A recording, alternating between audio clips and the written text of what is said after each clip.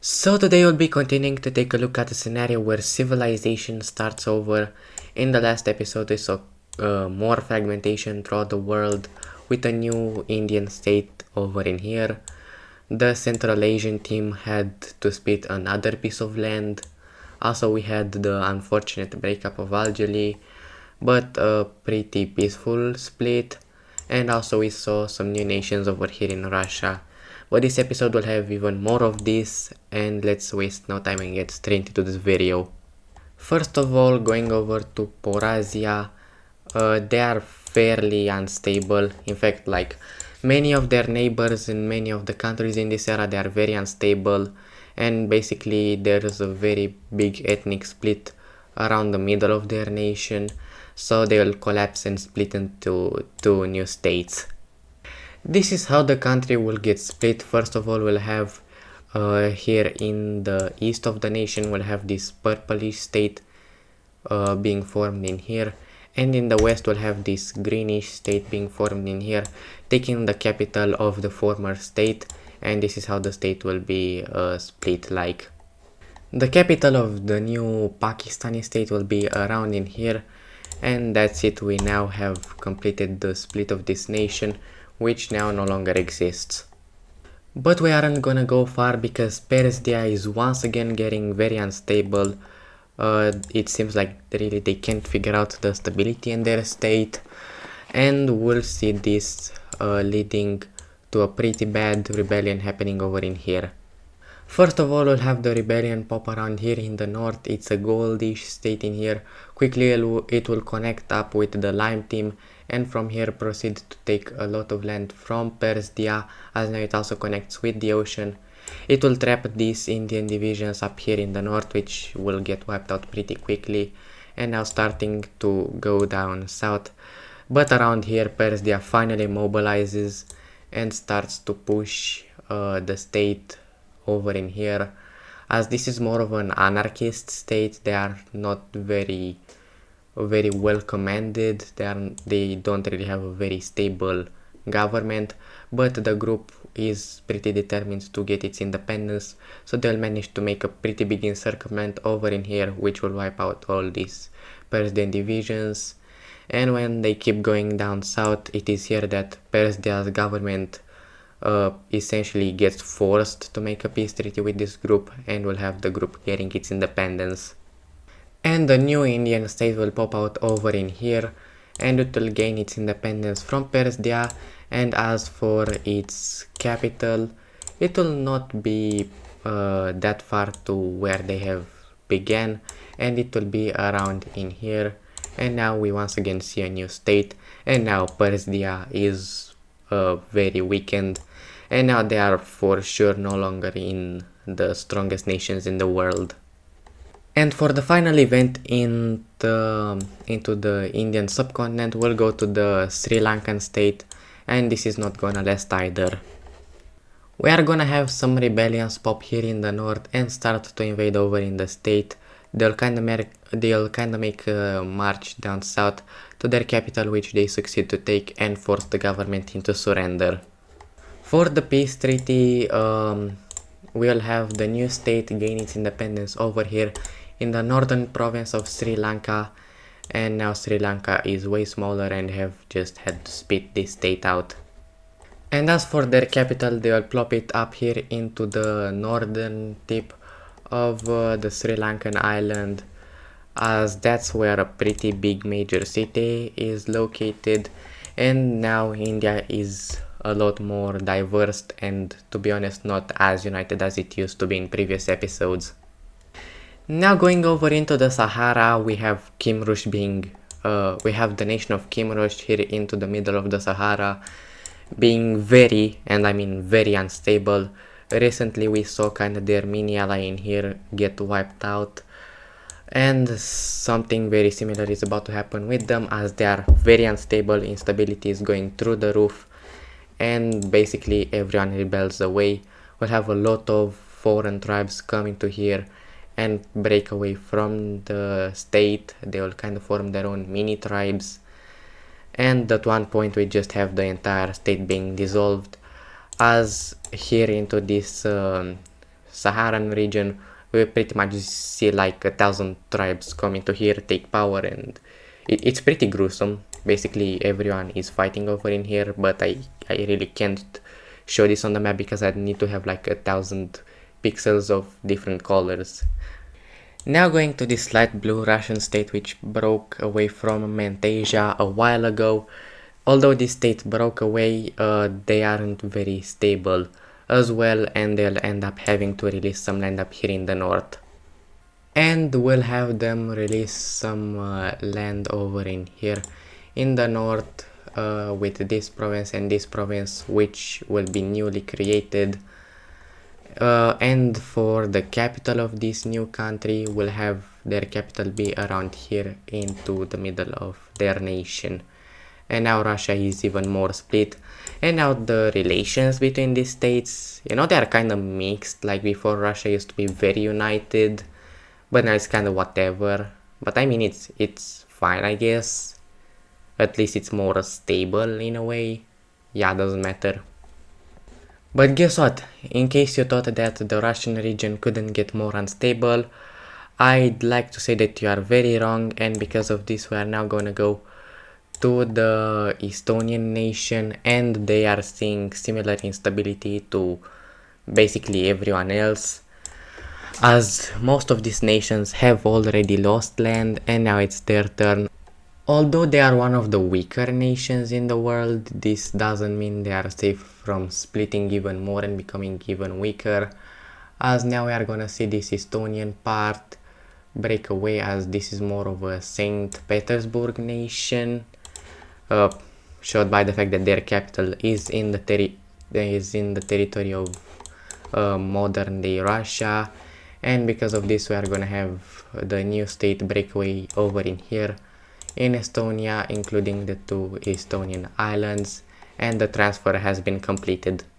Or I guess rather said the breakaway, but anyway, this doesn't really matter, as we are also gonna have the new independent Estonian state put their capital on this Estonian island, and now we got another new nation formed out of already what is one of the weakest nations in the world. Good job, Estonia. But now going away from the Russian region, we need to go over here to Central Asia, going back to these guys. In the last episode I mentioned how Melumia went dictatorial. They are basically radicalized and also very unstable, and because of this the leader basically proclaimed him supreme leader of the nation, and this doesn't at least fit quite well with the people that are already pretty in favor of splitting the state, so we are gonna have a civil war.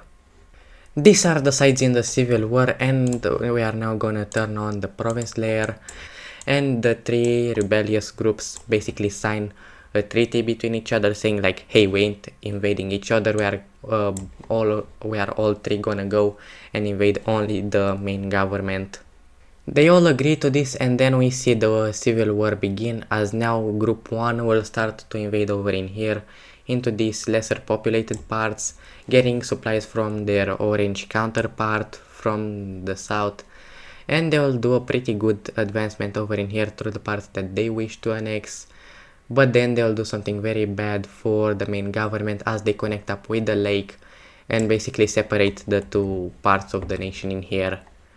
Even worse, they are now gonna continue to go over in here and start to take territory from Melumia, as the state is pretty much in shambles. They are destroyed, they are collapsed, their government is useless, and this is about what the Sign Rebellion will get, because now we are gonna see the Northern Rebellion go over in here and claim a lot of this part, as already the main forces were wiped out by the Sign Rebellion, and they'll do something similar as they connect up with the lake, and from here they start to basically march throughout the eastern parts of Melumia.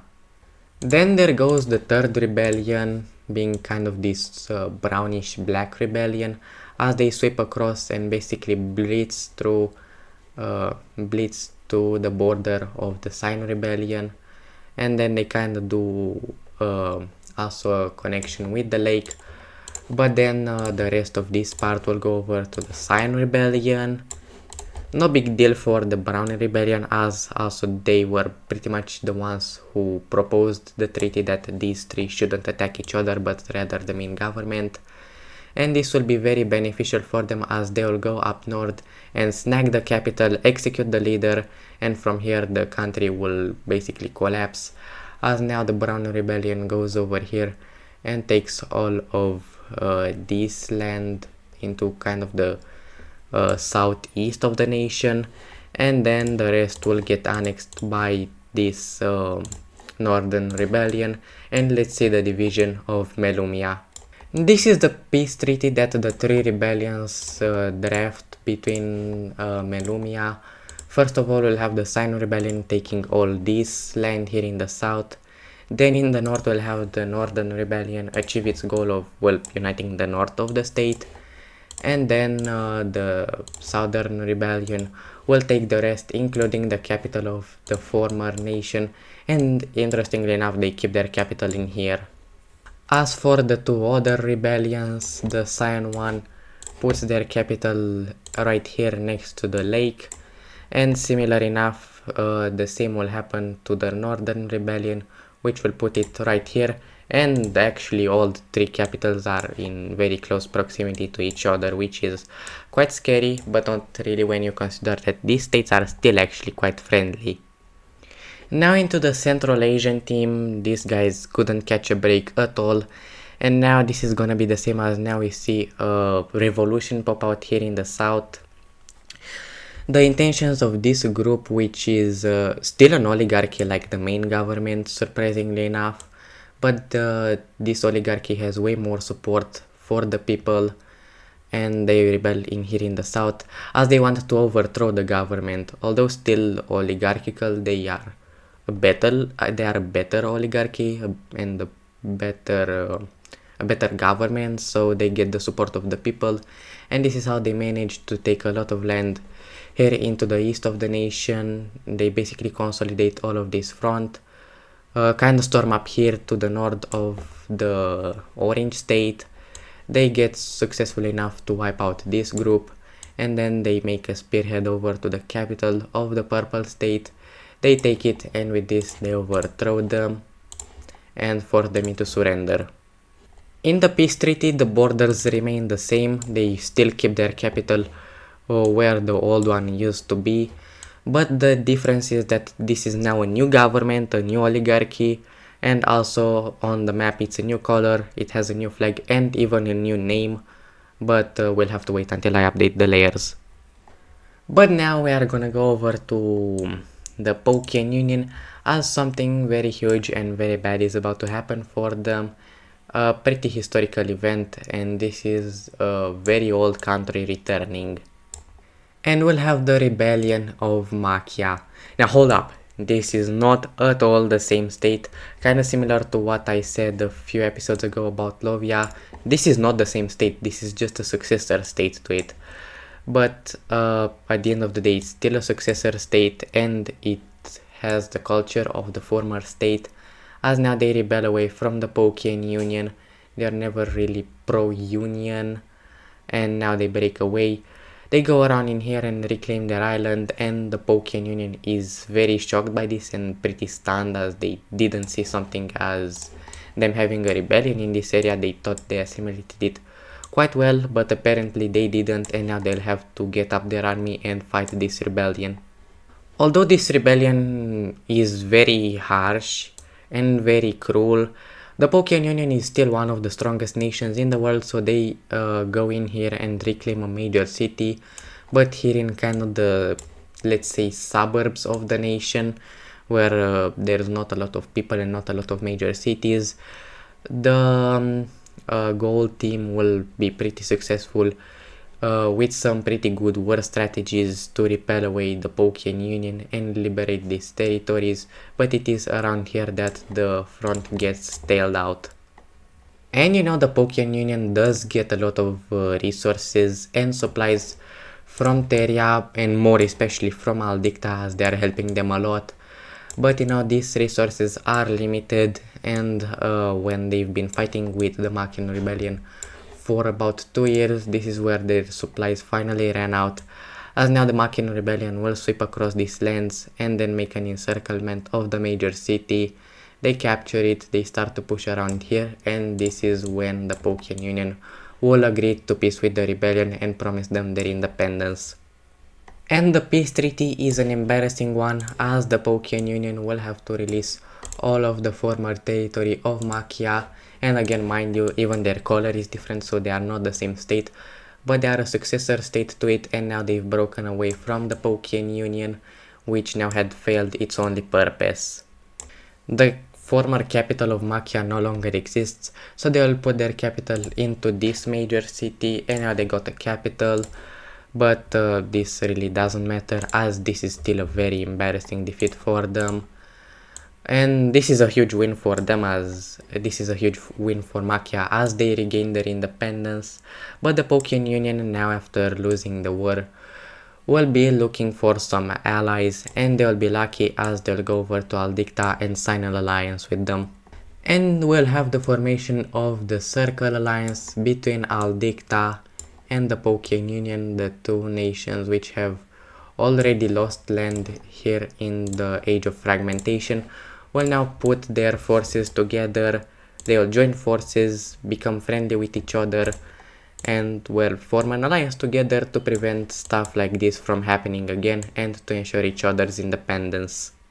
Now jumping over here into Greenland, we'll have the entirety of the island being discovered, and this is a huge step for human evolution, as now we are literally very close to the discovery of North America, which might interestingly enough come very soon. Not too much will happen with the pirates, but they will discover the rest of Sumatra and this island in here, and that's basically it. Now going to the stability layer, first of all, this thing is very outdated, I should really update this. But this is not what matters, and we are gonna go to Derlandia. But stuff are about to not go as well, as now we'll see them decrease from an yellow stability, which is kind of like average, to an orange stability, and this is because the Polish regions are very, and I mean very unstable. They are hell unstable, and because of this we'll have a rebellion pop out. This rebellion pops out here in the north in the Kaliningrad region, and this nation will be known as North Romia. First of all, we'll have North Romia start to advance over in here into the Baltic regions, taking kind of all of this Rigan, Latvian region away from Derlandia, and meeting up with the Estonian state, St. Petersburg and Ivoria, all three being very fond of the independence of North Romia, as they are very aligned with their religion. Now we are gonna see North Romia start to advance over in here and connect over with their two exclaves and thicken their border with Ivoria, but this is finally where Derlandia comes in and starts to push away North Romia as they re-liberate this one exclave and start to push over in here, meeting up almost with the kind of core area of the state.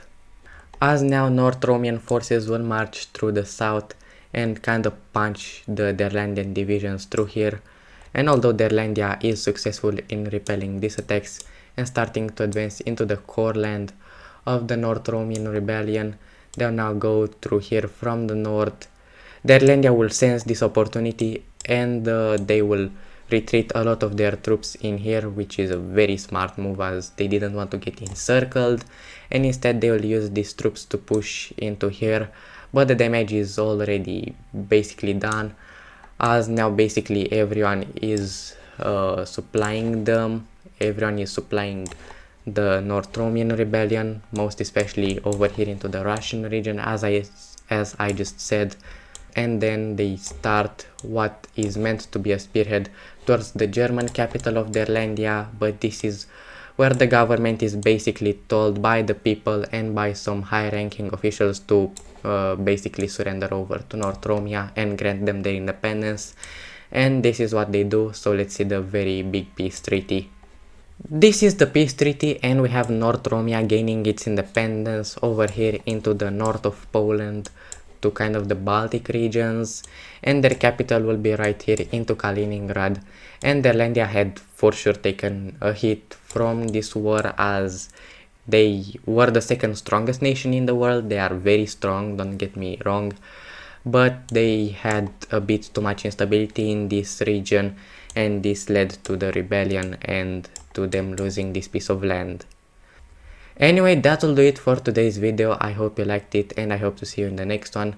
Please subscribe to the channel as we are growing very quickly, and I'll see you in the next one. Goodbye.